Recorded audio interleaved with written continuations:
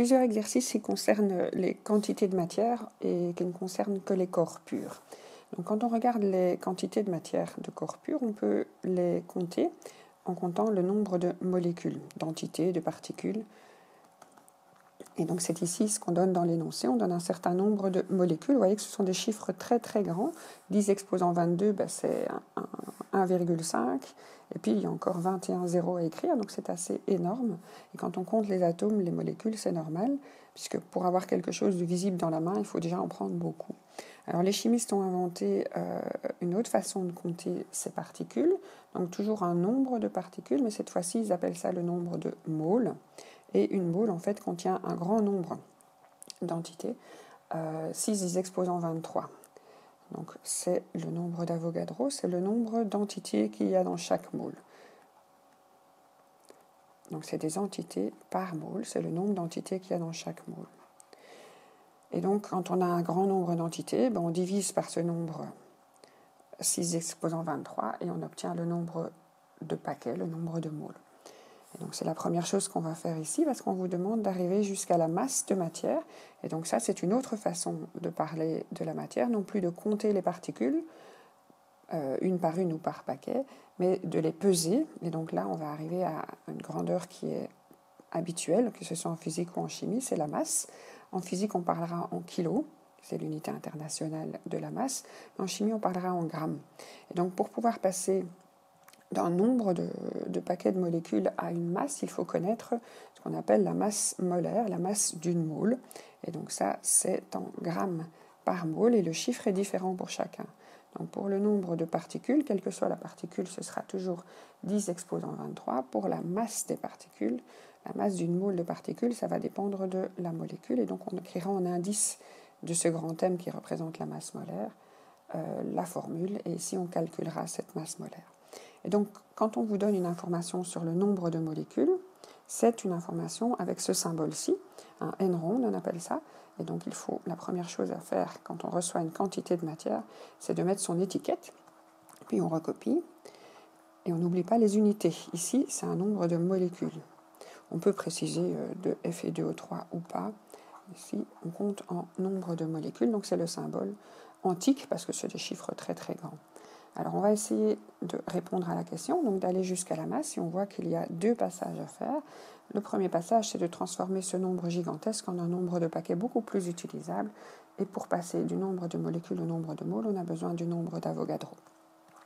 Donc ça, c'est la grandeur intermédiaire nécessaire, celle-ci ne change jamais, entité par mole. Il est à l'arrière du tableau périodique, le tout dernier chiffre en bas à droite. Alors, il y a toujours une grandeur de l'échantillon. Ici, on a pris un certain nombre particulier de molécules et des grandeurs qui sont des caractéristiques. Et on va utiliser cette grandeur caractéristique avec celle de l'échantillon. Alors, on va multiplier ou diviser. C'est toujours ça qui se passe pour passer d'une grandeur à l'autre. Alors ici, comme on a des molécules et des entités, dans les unités, il faut regarder les unités, on ne va pas commencer à les multiplier, sinon on va avoir des entités ou molécules au carré divisées par des moles, et ce n'est pas ça qu'on veut obtenir. Donc on ne va pas multiplier, mais on va diviser. Donc c'est la tactique pour passer du nombre de molécules au nombre de moles. On prend le nombre de molécules, on le divise par le nombre d'Avogadro. Et donc on va avoir 1,5 10 exposant 22 divisé par 6 10 exposant 23. Et donc on va avoir des molécules divisées par des molécules par mole, et donc ça va nous transformer ça en mole. Alors ce calcul-là est à faire avec la calculette avec précaution, parce qu'il ne faut ne pas oublier soit de mettre des parenthèses, soit d'utiliser l'écriture scientifique, le fois 10 exposants, pour ne pas obtenir d'exposants ici de 10 exposant 45. Si vous avez fait 10 exposant 45, c'est que 10,23 est arrivé à l'autre étage. Donc la réponse ici était de 0,025 moles. Alors on s'arrête une seconde chaque fois qu'on a une réponse pour voir si c'est logique. Donc on voit qu'ici il y a 10 exposant 22 molécules, donc c'est à peu près 10 fois moins. Ici encore un rapport de 4, donc on est à 10 fois moins et 4 fois moins. Donc on est peut-être bien à 40 fois moins ici que 1. Voilà, donc ça c'est ne pas oublier non plus d'écrire les unités. Donc on est cette fois-ci au deuxième endroit, une autre façon de calculer la matière, donc on n'est plus dans les entités, on est dans le nombre de moles, et donc c'est bien des moles. Alors on peut vérifier ou utiliser au départ les unités. Hein. On a des molécules, on a des entités par mole, et donc on s'est amusé à diviser pour pouvoir simplifier les entités et la mole et remonter. Donc ça, c'est pour savoir quelle opération utiliser entre la grandeur et la grandeur intermédiaire. Alors l'exercice n'est pas fini, parce qu'on n'a pas demandé ces molécules-là représentent combien de moles, on a demandé quelle masse. Et donc on doit continuer plus loin, et donc faire un étage supplémentaire. Alors pour passer du nombre de moles à la masse, il faut utiliser un mot qui comprend les deux, mole et masse. Mole et masse, c'est masse molaire. Donc la masse molaire est la grandeur intermédiaire, la grandeur caractéristique de la matière qui relie la masse et la mole. Donc c'est une grandeur double. Alors on considère ici la masse molaire de la matière dont on parle, donc ici c'est du Fe2O3, et la masse d'une mole va dépendre du mole de quoi. Donc si c'est une mole d'une molécule importante, elle sera grande, cette masse molaire. Et donc on va avoir besoin de la masse molaire du fer, la masse molaire de l'oxygène. Pour ça, il faut un tableau périodique. Et il faut utiliser le bon chiffre, parce que chaque case du tableau périodique contient quand même pas mal de chiffres. Donc on va utiliser la masse d'une mole de fer, et on va la prendre 2 fois, et on va y ajouter la masse molaire, donc la masse d'une mole d'oxygène, et on va la multiplier 3 fois. Alors la masse d'une mole, elle est très facile à trouver dans le tableau. C'est le petit chiffre en bas qui s'appelle la masse atomique relative. Donc dans le tableau périodique, quand on vous parle d'une masse atomique relative, c'est un A, c'est pas un M. Donc ça, c'est les unités de masse atomique relative. C'est des UMA. Ici, on va les transformer en grammes.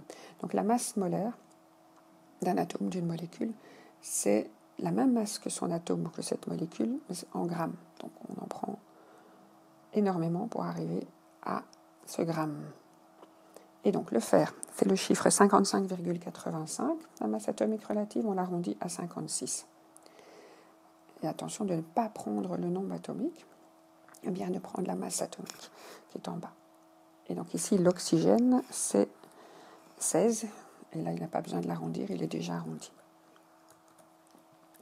Donc 56, c'est la masse atomique du fer arrondi.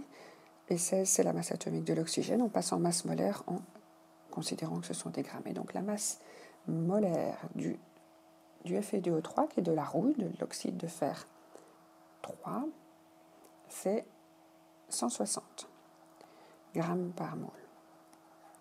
Voilà. Donc je dessine peut-être un petit tableau périodique, enfin une case de tableau périodique.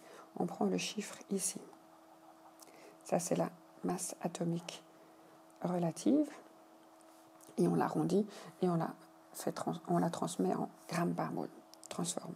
On change les unités, mais on garde le chiffre. Voilà. Donc c'est ce chiffre-là qui va là. Donc la masse molaire, la masse d'une mole, donc une mole c'est donc ce chiffre impressionnant de molécules, a la même masse que l'atome, mais en grammes, et non plus en UMA, qui étaient des unités relatives par rapport à l'hydrogène. Donc qu'est-ce qu'on va faire ici pour passer des moles à la masse? On utilise donc la grandeur intermédiaire de masse molaire. Alors la question qu'on se pose, c'est est-ce qu'on multiplie ou est-ce qu'on divise? Si on a des moles et qu'on a des grammes par mole, donc on a des moles, on a des grammes par mole. Alors la question qu'on fait, c'est est-ce qu'on divise ou est-ce qu'on multiplie? Ici, on va plutôt multiplier parce que comme ça, nos moles vont se simplifier et on aura nos grammes, ce qu'on souhaite. Donc là, l'opération à faire, c'est multiplier. Et donc je prends mon nombre de moles et je le multiplie par ma masse molaire de la matière considérée ici. Donc mon nombre de moles, c'est 0,025, ce que j'avais calculé avant. La masse molaire, c'est 160, ce que j'ai dû calculer pour cette matière particulière. Et je multiplie ces deux chiffres et j'obtiens 4 grammes. Donc quand j'ai ce nombre de molécules-là, j'ai cette masse de matière. Voilà. Et on passe encore un petit peu de temps pour se dire, tiens, j'ai beaucoup moins qu'une mole, et donc j'ai une masse beaucoup plus petite que celle d'une mole, et le rapport est à peu près bon, hein. Donc ça c'est un 40e et un 40e. Donc c'est plausible comme résultat. Donc ça c'est le genre d'exercice qu'on peut demander sur les corps pur en grandeur chimique. Alors ça va nous permettre ensuite de pouvoir faire des problèmes stoichiométriques, donc de prendre ces matières, de les faire réagir, d'imaginer à l'avance combien on en aura si on a une certaine quantité de réactifs, ou bien combien de réactifs il faut prendre pour faire une certaine quantité de produits.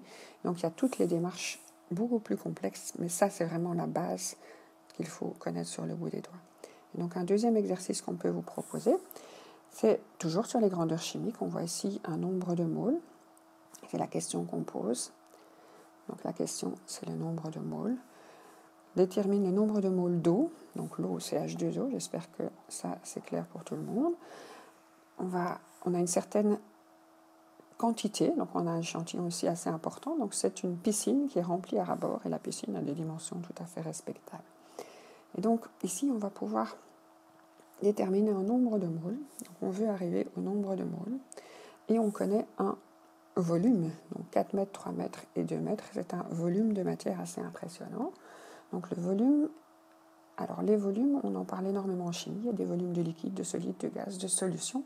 Donc, moi je prends l'habitude d'écrire une petite étiquette ici.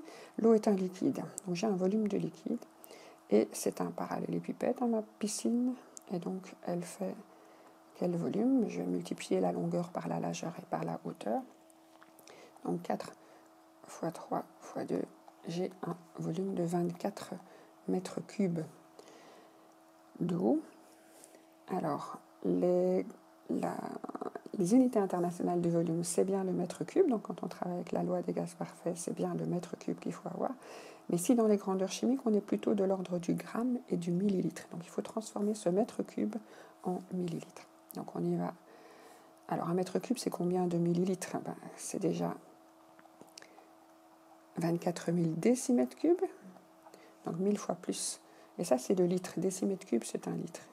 Et donc, pour avoir des millilitres, je dois encore multiplier par 1000 pour avoir mes centimètres cubes ou mes millilitres. Donc, on peut faire un abac ou on peut se dire c'est 1000 fois 1000 fois. Donc, on a ici un volume de liquide de 24 millions de millilitres. Alors, le volume de liquide, dans mon petit organigramme, je le mets un peu sur le côté pour pas avoir trop de choses en haut. Et donc, on a, comme tout à l'heure, la masse. Et donc, on va avoir des grandeurs intermédiaires qui vont nous permettre de passer du nombre de moles. C'est ça qu'on cherche ici, on va aller vers là. Entre la masse et les moles, on utilise la masse molaire, donc la grandeur qui contient les deux unités, qui permet de passer de l'une à l'autre en multipliant et en divisant. Et entre le volume et la masse, c'est le même principe. On va utiliser une grandeur qui contient les deux. Donc, c'est plus la masse molaire, c'est la masse volumique. Et ça, c'est un symbole ρ pour la masse volumique. Et c'est le nombre de grammes que pèse 1 cm3 ou 1 millilitre. Donc, masse volumique, grammes par centimètre cube. Masse molaire, grammes par mole. Donc, c'est le nombre de grammes que pèse une mole. Si c'est le nombre de grammes que pèse 1 cm3. Donc, masse volumique et masse molaire. Alors, on va donc aller en 2 étapes jusqu'au nombre de moles. Entre le volume et la masse, on utilise la masse volumique. Alors, la masse volumique change aussi pour toutes les matières. Alors, à l'arrière du tableau périodique, on a des informations sur les masses volumiques des atomes, des corps purs, des éléments. Donc, par exemple, je regarde un exemple. L'argent a une masse volumique de 10,5 grammes par centimètre cube. Alors, l'eau, c'est le seul qu'il faut connaître par cœur. La masse volumique de l'eau, c'est 1 gramme par centimètre cube. Quand vous avez 1 litre d'eau en main, ça pèse 1 kilo. Et donc, celui-là, il n'était pas dans le tableau périodique, il devait être connu par cœur. Et donc, l'opération entre le volume et la masse, on sait maintenant quelle grandeur intermédiaire il faut avoir. Donc, pour connaître si ça va être un fois ou un divisé, il faut regarder les unités. Donc, j'ai ici des centimètres cubes au départ et j'ai des grammes par centimètre cube. Alors, est-ce que je divise ou est-ce que je multiplie? Je vais multiplier pour pouvoir simplifier. Et donc, je vais multiplier. Donc, ma masse, c'est mon volume de liquide, de solide. Ici, c'est un liquide multiplié par la masse volumique. Donc, je vais prendre mes 24 millions de centimètres cubes. Je vais les multiplier par 1. Parce que chaque millilitre, chaque centimètre cube pèse 1 gramme. Et donc, je vais avoir 24 millions de grammes. Alors, pour pouvoir connaître combien de moles il y a quand on a cette masse d'eau, on va utiliser la masse molaire, la masse d'une mole, pour avoir le nombre de moles. Alors, cette fois-ci, ce n'est plus de la rouille, de Fe2O3, c'est de l'eau. Et donc, je vais utiliser le même principe. Je prends la masse molaire de l'hydrogène, qui est dans mon tableau dans le bas. Je le prends 2 fois. Et je vais prendre la masse molaire de l'oxygène, que je prends 1 fois, puisqu'il y a 1 oxygène et 2 hydrogènes. Donc, ça va faire 2 fois 1. Plus 16 fois 1. Donc je l'écris dans le mauvais sens. Mais c'est le même principe. Donc on arrive à 18 grammes par mole, la masse molaire, le nombre de grammes que pèse une mole. Et cette fois-ci, va-t-on multiplier ou diviser? On a des grammes par mole. Alors si on multiplie des grammes et des grammes, on va être au carré, donc on va plutôt diviser. Donc les grammes vont se simplifier, les moles vont repasser d'un étage. Donc on va ici diviser. Donc je prends ma masse, je la divise par la masse molaire et je vais obtenir le nombre de moles. Donc je prends mes 24 000, c'est mon échantillon du jour, toute ma piscine, 24 millions. Je divise par 18 et j'obtiens un nombre assez impressionnant de moles de molécules d'eau dans la piscine, 1 333 333, et on peut continuer avec les 3 si on veut, et ce sont des moles, un nombre de moles. Voilà, et on a répondu à l'exercice. On peut continuer à en faire. Par exemple, l'acétone, donc c'est une molécule dont on vous donne la formule, une molécule organique, un liquide qui peut servir de dissolvant d'ongles. On vous donne sa masse volumique parce qu'il faut la connaître. Enfin, il faut la connaître pour pouvoir faire l'exercice. Il n'est pas à l'arrière du tableau, ce n'est pas un élément, ce n'est pas un corps pur simple.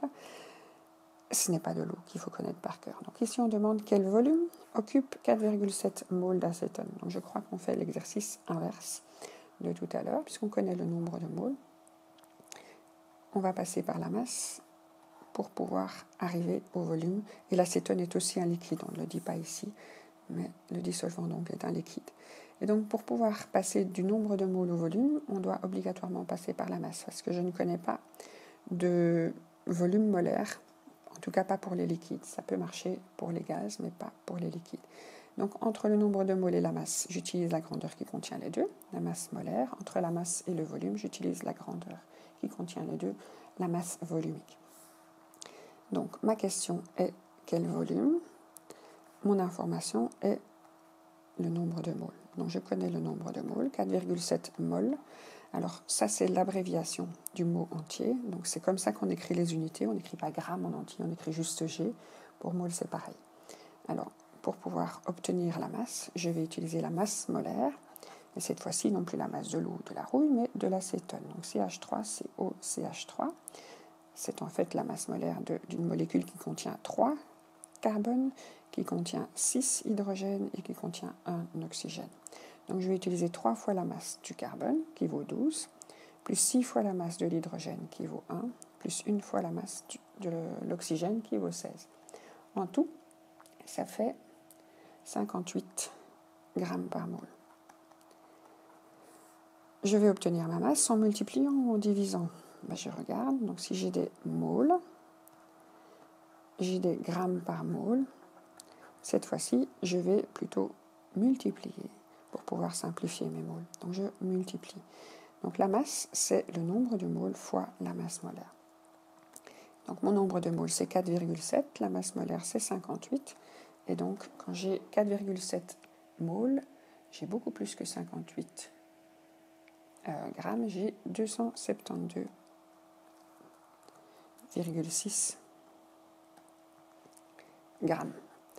Alors, c'est pas fini parce qu'on me demandait pas quelle masse représente 4,7 moles d'acétone, mais quel volume occupe cet acétone. Donc, je dois aller jusqu'au volume de liquide ici. Et donc, j'utilise la masse volumique. Entre masse et volume, c'est masse volumique. Entre masse et mole, c'est masse molaire. Donc, la masse volumique de l'acétone, et ça change aussi pour chaque matière, c'est pour ça que je mets un indice, on me l'a donné. On m'a dit que c'était 0,784 grammes par centimètre cube. On voit que c'est bien une grandeur double, c'est une masse pour un volume, donc elle a des unités doubles, elle a un nom double, et elle permet de passer entre deux grandeurs. Alors de nouveau, il faut se demander est-ce que je multiplie ou est-ce que je divise. Donc j'ai des grammes, je pars de ma masse, j'ai mes grammes par centimètre cube, c'est ce qui va me permettre d'arriver à mes centimètres cubes. Je ne vais certainement pas multiplier, sinon j'ai des grammes au carré. Donc je divise. Mes centimètres cubes se retrouvent 2 fois divisés, donc au-dessus. Et donc je prends ma masse, je la divise par la masse volumique, et donc 272,6 divisé par 0,784. Et j'obtiens mon volume de liquide, et j'aurai répondu à la question 347,7 millilitres.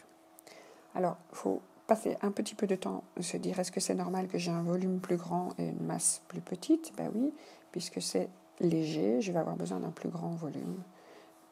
Et j'aurai une plus petite masse, puisque c'est plus léger que l'eau.